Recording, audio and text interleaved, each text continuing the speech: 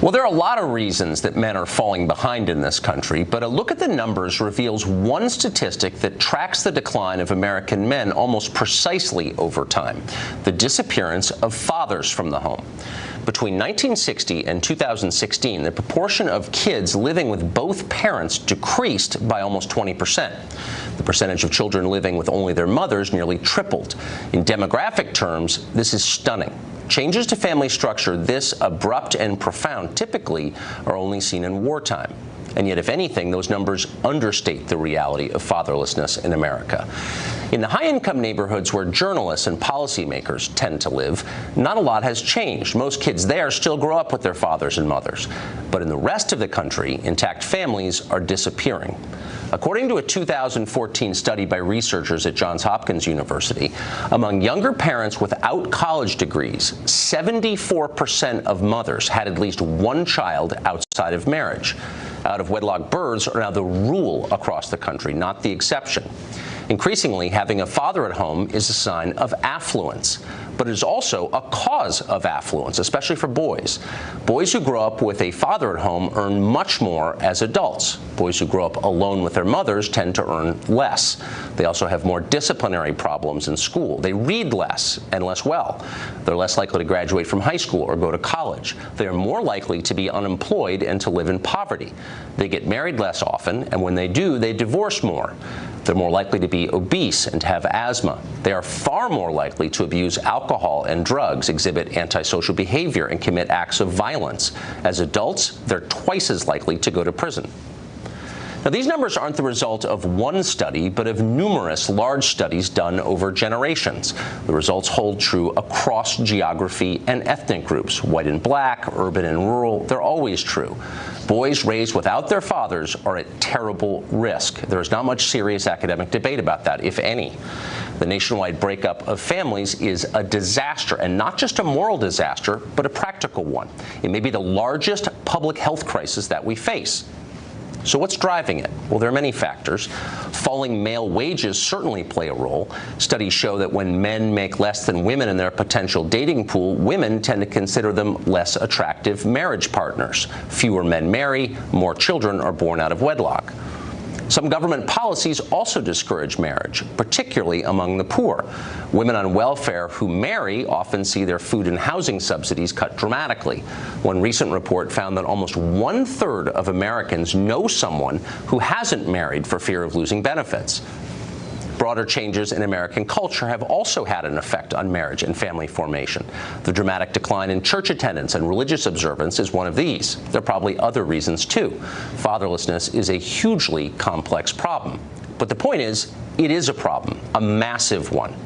And what is remarkable is how rarely that is acknowledged in public. When was the last time you heard a Democratic office holder decry the out-of-wedlock birth rate? If you cared about reducing poverty, you would talk about it a lot, but they don't. Why is that? Well, exit polling answers that question.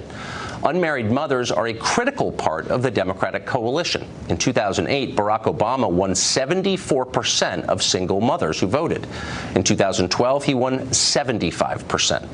Alienating these voters in any way is politically risky for Democrats, and so they ignore the problem entirely. Over time, the progressive left has become openly hostile to the institution of marriage. Once again, voting patterns explain why. It's been more than 20 years since a Democrat running for president won the majority of married women in America. Unmarried women, by contrast, vote overwhelmingly for Democrats. In 2012 and 2016, the Democratic Party platform never mentioned the importance of marriage except when advocating for gay marriage. In 2013, as she was preparing to run for president, Hillary Clinton shot a video tribute to single mothers. Quote, "Single moms are the real heroines," she said. "They need even more of the help that grandparents, aunts and uncles, and good friends can provide." The one group that Hillary didn't mention? Biological fathers. Democrats who stray from this script tend to get attacked.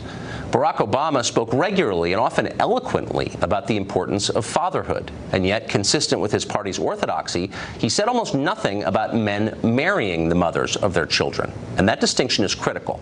Studies show that married fathers are by far most involved in their children's lives.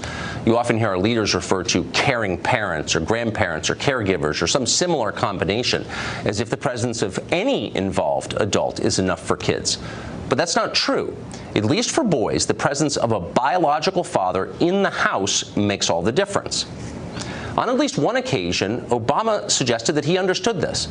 In a 2003 speech about gun violence he gave in Chicago, Obama noted that, quote, "we should do more to promote marriage." Almost immediately, he was attacked from the left. An article in Ebony magazine suggested that Obama's remarks were racist. MSNBC ran an op-ed attacking him, and so on. He went back to platitudes. Hillary Clinton was right about one thing. Being a single mother is difficult. A lot of single mothers work incredibly hard, and they ought to be admired for that. But that doesn't mean that single motherhood is a good idea for society. It's not. It's a tragedy, especially for boys. And the rest of us ought to stop lying about that. Dr. Warren Farrell has looked into this subject quite closely. He's the author of the book, The Boy Crisis, and he joins us tonight.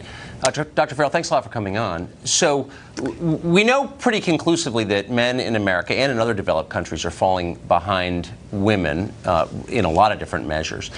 To what extent is fatherlessness driving that, do you think? A great extent. They're falling behind women in all 63 leading nations, developed nations. And in developed nations, there's the permission for divorce that there isn't in non-developed, less developed nations. And also in developed nations, there's the permission for women to marry, to have children without being married. And that creates a huge division between boys and a division of boys who are with their fathers do quite well.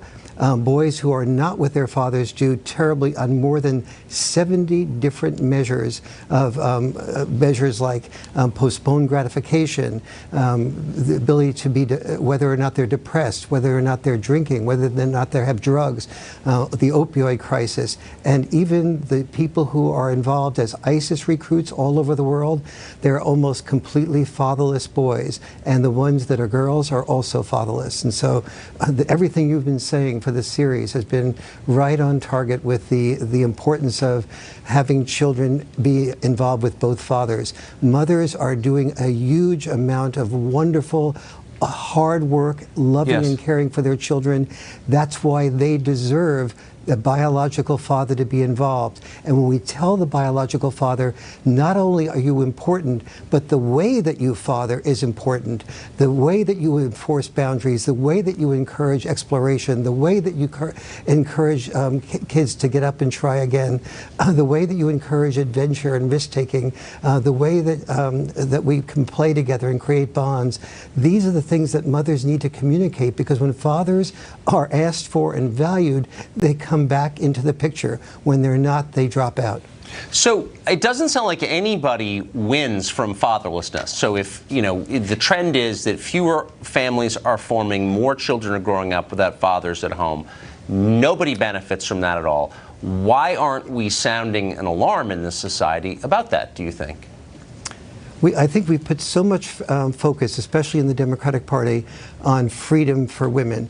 And freedom for women is a wonderful thing. I was in the board of directors of the National Organization for Women in New York City, as you know, for many years.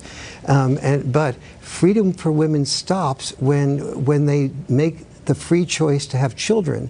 And then a different question has to emerge, which is what is best for the children.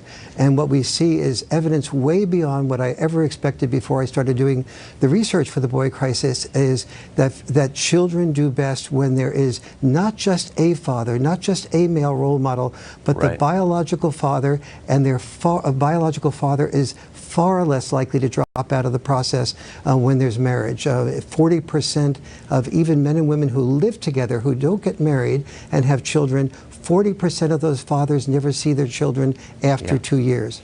Those are numbers that will offend people, but that's what the science tells us, and it's obvious all around us. I appreciate that, Doctor. Thanks for coming on and for that perspective. It's been a pleasure.